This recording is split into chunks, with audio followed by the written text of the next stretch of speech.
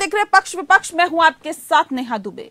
भारतीय कुश्ती संघ और ब्रजभूषण शरण सिंह के खिलाफ लगातार पहलवान सड़क पर उतरकर अपनी लड़ाई लड़ रहे थे, लेकिन अब पहलवानों ने सड़क से अपना प्रदर्शन खत्म कर न्यायालय की लड़ाई लड़ने का मन कर लिया। अब आपको बता दें कि ये फैसला भी बड़ा फैसला लिया है। साथ ही साथ महिला पहलवान साक्षी मलिक ने ट्वीट कर इसके बारे में जानकारी दी है और कहा है कि जब तक न्याय नहीं मिल जाता लड़ाई जारी रहेगी। साक्षी मलिक और विनेश फोगाट ने ट्वीट करते हुए लिखा है कि 7 जून को सरकार के साथ बातचीत हुई। महिला पहलवानों के साथ उत्पीड़न और यौन शोषण के संबंध में की गई शिकायत के मामले में एफआईआर वादे के मुताबिक दर्ज कर ली गई है। जांच के बाद पुलिस ने 15 जून को कोर्ट में चार्जशीट पेश कर दी है। अब सड़क की जगह पहलवान को कानूनी लड़ाई यानी न्याय न मिलने तक कोर्ट में जारी रखनी पड़ेगी।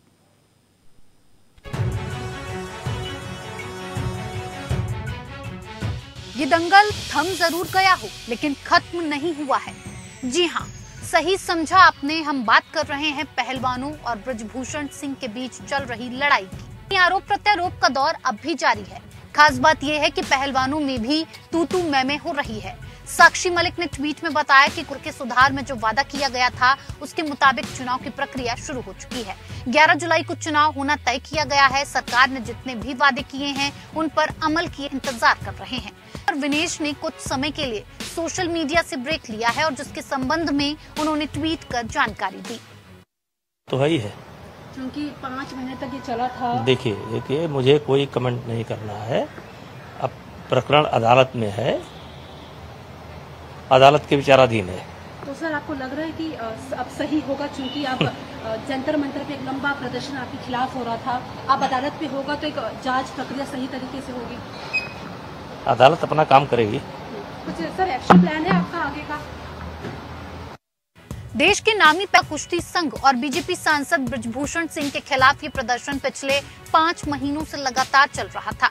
पहलवानों ने यौन उत्पीड़न लगाया था और जंतर मंतर पर प्रदर्शन कर रहे थे। ब्रजभूषण से इस्तीफे की मांग भी की गई थी और गिरफ्तारी करने को कहा गया था। इस प्रदर्शन के दौरान कई बार पहलवानों और प्रशासन के बीच खींचतान भी देखने को मिली। मामला सुप्रीम कोर्ट पहुंचा और जिसके बाद ब्रजभूषण सिंह के खिलाफ एफआईआर दर्ज की गई। वहीं नाबालिग पहलवानों ने अपने आरोप लिए हैं।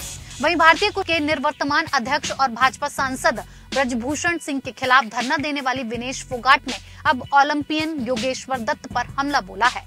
भाजपा सांसद के बाद योगेश्वर के मामले में भी ये देखने को मिल रहा है। इस पर विभिन्न दलों के नेता भी प्रतिक्रिया दे रहे हैं। दरअसल आईओए की हेडहॉक कमेटी ने जंतर मंतर पर प्रदर्शन करने वाले 6 पहलवानों विनेश फोगाट, बजरंग पुनिया, साक्षी मलिक, संगीता फोगाट, सत्यव्रत कादियान और जितेंद्र किन्हा को ट्रायल में छूट दी है। इन पहलवानों को एशियन और ओलंपिक दोनों चैंपियनशिप में भारतीय टीम में जगह बनाने के लिए सिर्फ ट्रायल के विजेताओं को हराने की जरूरत होगी। इसी को लेकर योगेश्वर दत्त ने सवाल उठाया है। दत्त ने इसे कुश्ती के लिए काला दिन बताते हुए कहा, सिर्फ यही 6 पहलवानों को ट्रायल में छूट देना मेरी समझ के बाहर है। बिना नियम देखे और बिना क्राइटेरिया बनाए लिया गया फैसला गलत है। तो जितने भी पहलवान हैं, लड़कियां हैं, अपनी आवाज जरूर उठाइए। दंगल चाहे अखाड़े में हो, सड़क पर या कोर्ट में, इसमें कौन जीतेगा और किसकी हार होगी ये जानने में सबकी दिलचस्पी रहती है। वहीं ब्रजभूषण सिंह और देश की दिग्गज महिला पहलवानों के मामले में अदालत की कार्रवाई पर भी सबकी नजर टिकी हुई है। Bureau report, APN news.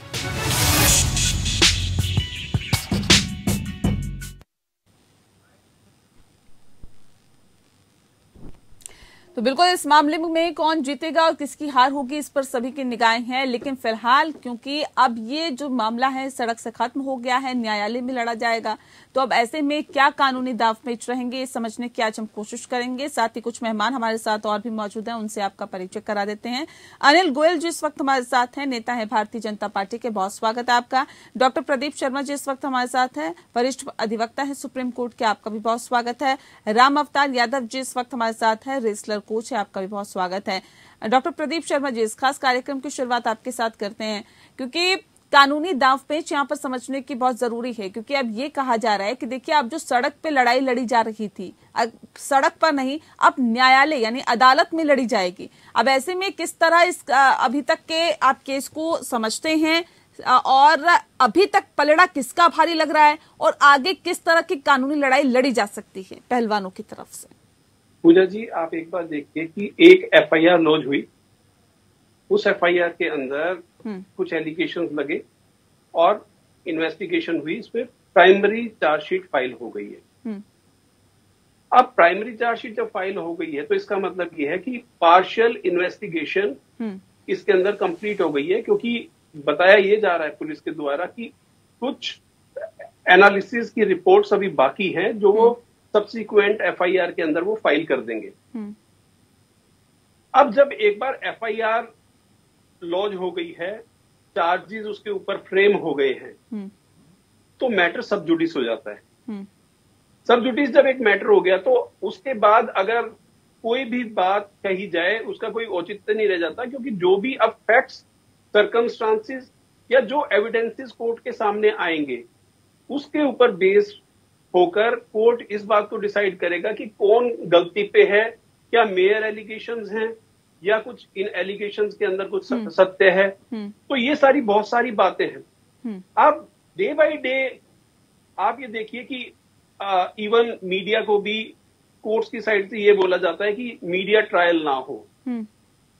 मैं एक बात अपने आप से क्वेश्चन करना चाहता हूं पूजा जी कि क्या किसी तरह का प्रेशर जंतर मंतर के ऊपर आकर इकट्ठे होकर वहां पर बातें कर एलिगेशंस लगाकर मीडिया को ब्रीफिंग देकर क्या ये डायरेक्टली और इनडायरेक्टली जुडिशरी के ऊपर एक प्रेशर नहीं है? तो जब एक बार जब कोर्ट के सामने आइदर आप ये बोल दो कि भाई हमें कोर्ट ऑफ लॉ के ऊपर कोई किसी तरह का कोई विश्वास नहीं है, हम अपने आप करेंगे जो भी करेंगे। एक मैटर, एक साइड तो आप कहते हो कि हमें कानून पे विश्वास है, दूसरी साइड आप उसी कानून के जो प्रोसीडिंग्स हो रही हैं बीच में कुछ ना कुछ ऐसा कर देते हैं कि unnecessarily that will cast and repercussion on you as well. आप एक बात नहीं भूल सकते पूजा जी कि अगर एक उंगली आप किसी दूसरे आदमी की साइड कर रहे हैं तो 3 आपकी साइड भी उठती है। कारण ये है, मैटर सब जुडिस है। तो अब आज का बात ले लीजिए, ये एक रेसलर है विनेश फोगाट करके, उन्होंने दिल्ली पुलिस के ऊपर भी एलिगेशन लगा दिया है। अब वो आज योगेश्वर दत्त के ऊपर भी कीचड़ उछाला है, आज मीडिया रिपोर्ट्स में ऐसा पढ़ने को मिला है। उनका एलिगेशन ये है कि इंटरनेशनल ओलंपिक एसोसिएशन ने 6 रेसलर्स को जो इसके क्या बोलते स्ट्राइक पे बैठे हैं, जो धरने पे बैठे हैं, बिल्कुल उनको राहत दी है। ठीक है, मैं लौटती हूँ प्रदीप जी। राम अवतार जी, ये जो 6 रेसलर है, ये जो 6 पहलवान है, उनको राहत दी गई है और ये कहा गया है कि आप जो हैं तमाम जो और कहीं ना कहीं जो आप लोगों को एक फाइनल में पहुंचने से पहले एक लंबी आपको परीक्षा देनी पड़ती है, उन तमाम चीजों से आपको राहत मिल जाएगी। इसमें विनेश फोगाट है, बजरंग पुनिया है, साक्षी मलिक है, संगीता फोगाट है, सत्यव्रत कादियान है और जितेंद्र किन्हा है। इन्हें ट्रायल में छूट दे दी गई है। इन पहलवानों को एशियन और ओलंपिक दोनों चैंपियनशिप में भारतीय टीम में जगह बनाने के लिए सिर्फ ट्रायल के विजेताओं को हराने की जरूरत होगी। ये क्या बाकी पहलवानों के साथ इंसाफ है क्या? देखिए, ये जो हमारी जो कमेटी थी, इन्होंने जो इनको छूट दी है खिलाड़ियों को, 6 जो खिलाड़ी है हमारे जो धरने पर बैठे हुए थे और बाकी खिलाड़ी भी थे कुछ, लेकिन ये है कि भाई 6 महीने, ये 4-6 महीने से जैसे धरने पर थे तो इनकी जो प्रैक्टिस प्रभावित हुई है, उसको मद्देनजर रखते हुए इनको इस विषय पे छूट दी गई है कि भाई इनकी प्रैक्टिस नहीं हो पाई और जो है इसमें इनको छूट दी जाए। लेकिन आने वाली जो हमारी और जो जूनियर टीमें हैं उनको निश्चित तौर पर उनका भी मनोबल डाउन होगा। मैं यही कहना चाहूंगा कि देखो ट्रायल तो सबके साथ होनी ही चाहिए। ठीक है अनिल जी, ट्रायल तो सबके साथ होनी चाहिए। अब ऐसे में क्या ये नहीं कहा जा सकता कि तमाम जो नियम कायदे हैं उनको ताक पर रखकर ये कहीं ना कहीं एक फैसला ले लिया गया और ये बाकी पहलवानों के साथ तो इंसाफ नहीं किया जा रहा इसमें? नहीं, ये ऐसा नहीं है कि किसी पहलवान के साथ न्याय नहीं हो रहा है। और आपने एक बात देखी होगी कि ब्रजभूषण जी ने भी इस विषय को स्टार्टिंग में उठाया है कि मैं पूरे देश के खिलाड़ियों को बराबर अवसर मिले, बराबर अवसर मिल करके उन सबको आगे बढ़ाने के लिए इस चीज को करा जाए। लेकिन ये विशेष परिस्थितियों में विशेष रास्ता निकालने का सिस्टम हम देख सकते हैं कि जिन परिस्थितियों में ये पहलवान धरने पर बैठे हैं 5-6 महीने तक निश्चित तौर पर इनकी प्रैक्टिस में या इनके जो अभ्यास चल रहा था उसमें असर पड़ा है, तो उस बात को ध्यान में रखते कि इनका भविष्य भी खराब ना हो, ये भी कहीं ऐसा ना हो कि इस वजह से पीछे रह जाए। तो ये बैठ करके जो भी खेल संघ में जो भी नहीं, लेकिन ये कहा जा रहा है ना सर कि उनके भविष्य की चिंता तो कम और 2024 की चिंता आप लोगों को ज्यादा सताई जा रही थी, इसलिए ये फैसला ले लिया गया। ना देखें नेहा जी, आप इसे चुनाव की दृष्टि से ना देखें, चुनाव की दृष्टि से देखना होता तो पहले दिन ही जब धरने में बैठे थे तो भी हमने भारतीय कुश्ती संघ के नियमों के अनुसार ही या भारतीय संविधान के अनुसार ही लगातार चलने का प्रयास करा है कि किसी के साथ अन्याय ना हो, जो भी दोषी है उसको सजा मिले, निर्दोष फंसे नहीं, किसी के साथ अन्याय ना हो।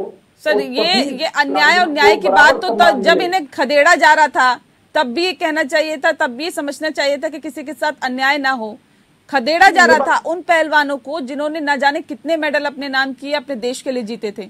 अब आप कह रहे हैं कि देखिए ये तो हमने इसलिए फैसला लिया कि इनके साथ अन्याय ना हो, तो ये न्याय और अन्याय की लड़ाई के बीच क्या हो क्या रहा है? ऐसा नहीं है जो आप कह रहे हैं। हम पहले दिन से ही जो चीज हमने बराबर की है, अगर धरने पर बैठी थी हमारी बेटियां, तो हमने ये भी कहा था ये भी हमारे देश की बेटी है, लेकिन इसके साथ साथ हमने पीटी उषा का भी जिक्र करा था। पीटी उषा भी हमारे देश की बेटी है। तो इसलिए हम किसी को भी सबको समान अधिकार देते हुए, समान अवसर देते हुए, सबको आगे बढ़े इस बात का ध्यान रखते हुए सारे फैसले हो रहे हैं। निश्चित तौर पर जो फैसला करा है वो भारतीय कुश्ती संघ ने करा है और उसमें योगेश्वर दत्त जी ने अपनी बात रखी है। नहीं, मैं कह रही हूँ बाकी सब चीजें ठीक है सर, ये कि इस पे जो सवाल उठ रहे हैं, योगेश्वर दत्त सीधे सवाल उठा रहे हैं और कह रहे हैं कि बाकी जो खिलाड़ी है वो तमाम पड़ावों को पार करते हुए वहां तक पहुंचे और ये 6 खिलाड़ी हैं, इन्होंने धरना दिया, सरकार के खिलाफ आवाज उठाई, सरकार के खिलाफ लामबंद नजर आए, आवाज उठाते रहे, धरने पर बैठे रहे। आप ये तर्क दे रहे हैं कि देखिए इनकी प्रैक्टिस नहीं हो पाई, या ये भी ये तर्क दे रहे हैं कि देखिए हमारी प्रैक्टिस नहीं हो पाई, लेकिन ये क्या बाकी पहलवानों के साथ इंसाफ है क्या? वो तमाम पड़ावों को पार करके वहां तक पहुंचेंगे, ये डायरेक्ट पहुंच जाएंगे? मैं आप एक बात माने कि ये बात जो बात आप कह रहे हो, ये बात स्टार्टिंग में ब्रजभूषण जी ने भी ये बात कही, शायद आपको ध्यान होगा। तो वो सब चीजें बिल्कुल ध्यान में है और हम बिल्कुल चाहते हैं कि सभी देश के पहलवान सबको समान अवसर मिले। लेकिन अगर किसी तो ये फैसला क्यों लिया गया? फैसला अगर किसी विशेष परिस्थिति में भारतीय कुश्ती संघ ने कोई फैसला लिया है तो चीजों को आगे तो बढ़ाना पड़ेगा। हर चीज पर अड़कर तो बैठा नहीं जा सकता भाई। अगर वो धरने पे बैठे हैं तो भी बैठा जा सकता।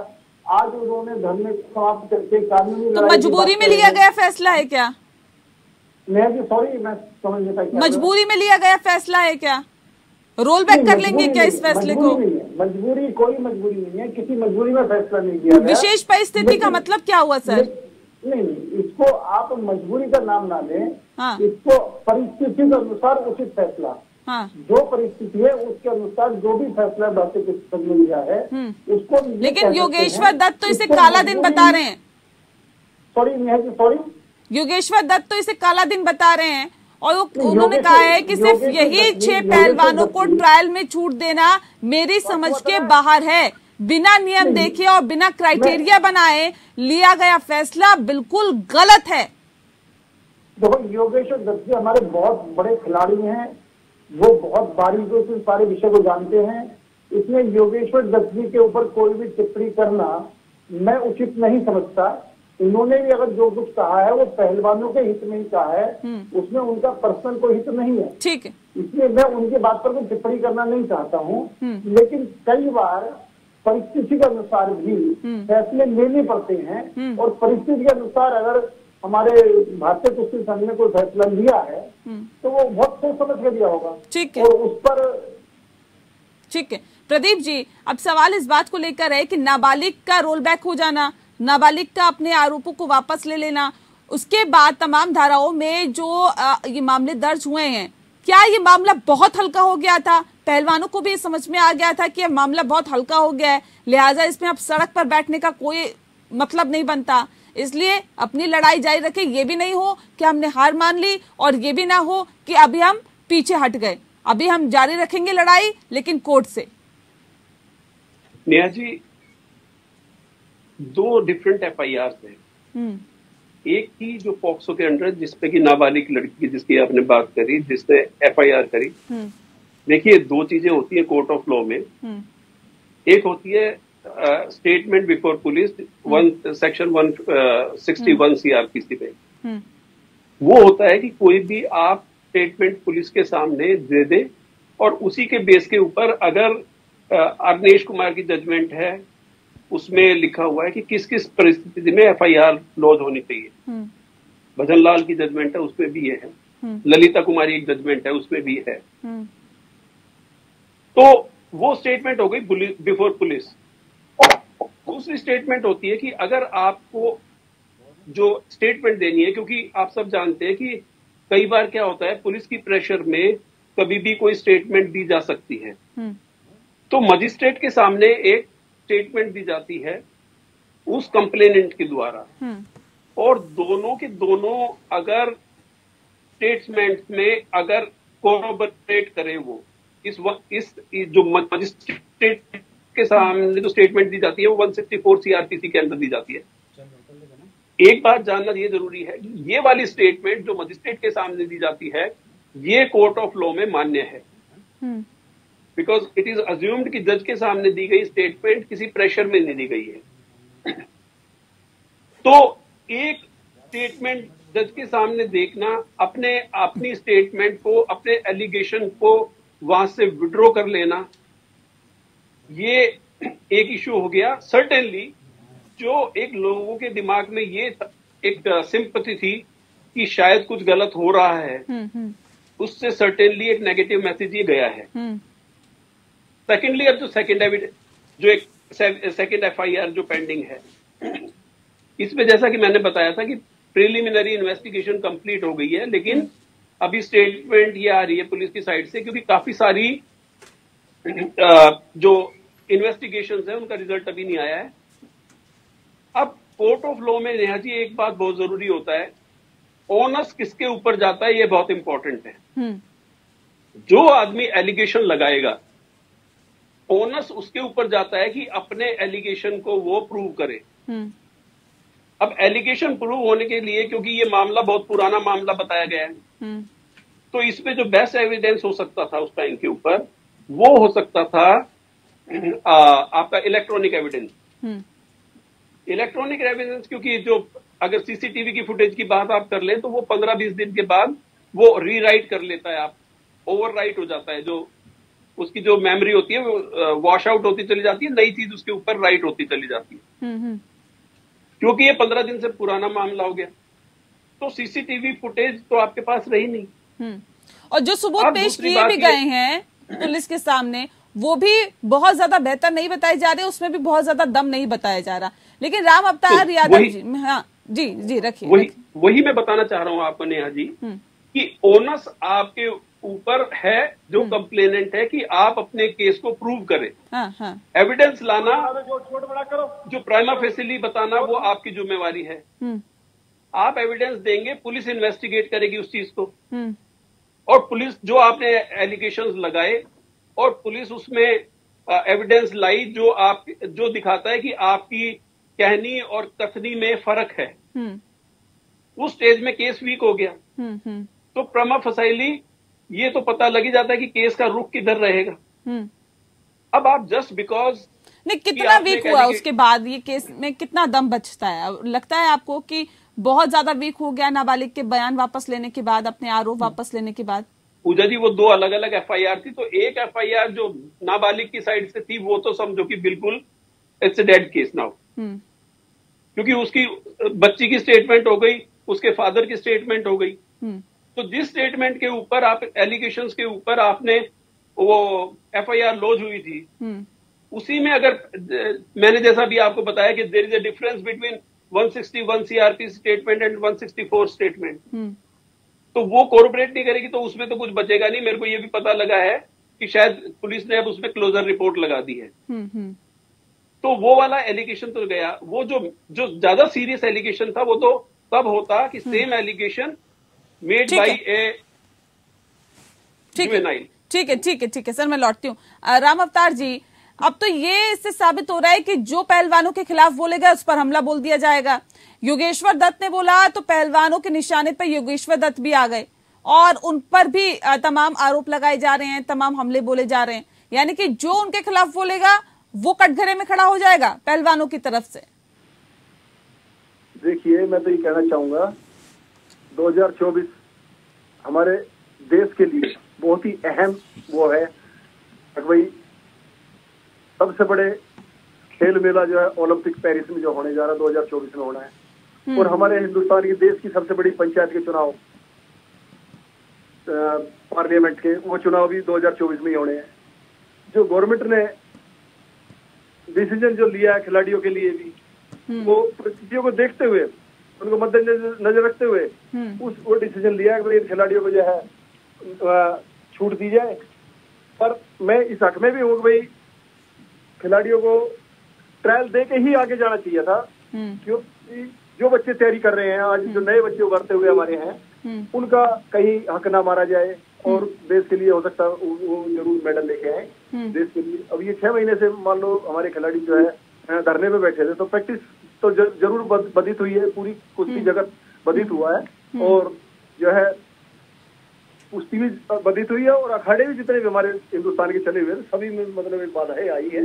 और उससे अब थोड़ा सा ये जो खिलाड़ी अखाड़े में लौटे हैं, अब प्रैक्टिस शुरू कर रहे हैं, तो मैं तो यही कहना चाहूंगा अगर खिलाड़ियों को एक दूसरे के प्रति भेदभाव या इन चीजों में ध्यान नहीं देना चाहिए, अपनी प्रैक्टिस में ध्यान दे और आगे खेल की तरफ ध्यान दे, देश के लिए मेडल लेके आए। जी अनिल जी, अब सवाल इस बात को लेकर जिस बात का जिक्र अभी राम अवतार यादव जी कर रहे थे, कह रहे कि ठीक है आपने उन्हें तवज्जो दी है, लेकिन बाकी पहलवानों के साथ भी अन्याय नहीं होना चाहिए। वो जो पहलवान लगातार मेहनत कर रहे हैं, लगातार फाइनल में पहुंचने के लिए कड़ी मशक्कत कर रहे हैं, क्या नहीं लगता कि उनके हाथ मायूसी लगेगी इस फैसले के बाद जो फिलहाल लिया गया IOA की तरफ से? क्या ये सही फैसला आप इसे कहेंगे क्या? जो पहलवान लगातार कड़ी मेहनत कर रहे हैं उनकी बजाय आप उन पहलवानों को आगे बढ़ा देते हैं जो कि धरने पर बैठे हैं, और फिर वो धरने पर जो बैठकर सीधे फाइनल लड़ेंगे। सवाल इस बात को लेकर है कि क्या वो देश के लिए उतनी शिद्दत से लड़ पाएंगे जो वो बाकी ट्रायल यहाँ पर कंप्लीट नहीं कर रहे? तो नेहा जी, निश्चित तौर पर मैंने पहले भी कहा है और अभी भी ये बात कह रहा हूँ कि हम ये बात मानते हैं कि हिंदुस्तान के हर पहलवान को समान अधिकार में समान अवसर मिलने चाहिए और उनको पूरा चांस मिलना चाहिए। ये बात हम बिल्कुल मानते हैं, इसके अंदर कहीं से कहीं तक दो राय नहीं। लेकिन जब विशेष परिस्थिति में विशेष फैसले लेने पड़ते हैं तो उसको वो अपवाद स्वरूप होते हैं। अब एक बात जब आप भी अब मानकर, हम भी मानकर, बाकी सब मान रहे हैं कि 6 महीने तक ये धरना प्रदर्शन मैंने करा, उससे इनका जो प्रैक्टिस है, उनका अभ्यास वो प्रभावित हुआ है। तो कहीं ये बात मैसेज नहीं जाना चाहिए कि अगर सरकार के विरुद्ध तुम बोलोगे, सरकार के खिलाफ खड़े होगे तो सरकार तुमको के खिलाफ कार्रवाई करेगी, बदले की कार्रवाई करेगी। ये मैसेज नहीं देना चाहिए। सरकार के लिए तो हर खिलाड़ी बराबर है, हर देश का बेटा, हर देश की बेटी जो इसमें जो भाग ले रहे हैं वो सब बराबर है। इसलिए नहीं ये मैसेज ना जाए, इसलिए बाकी पहलवानों के साथ जो लोग बड़ी मेहनत कर रहे हैं उनके साथ तो नाइंसाफी नहीं की जा सकती ना। इस बात को कहीं ना कहीं समझना होगा।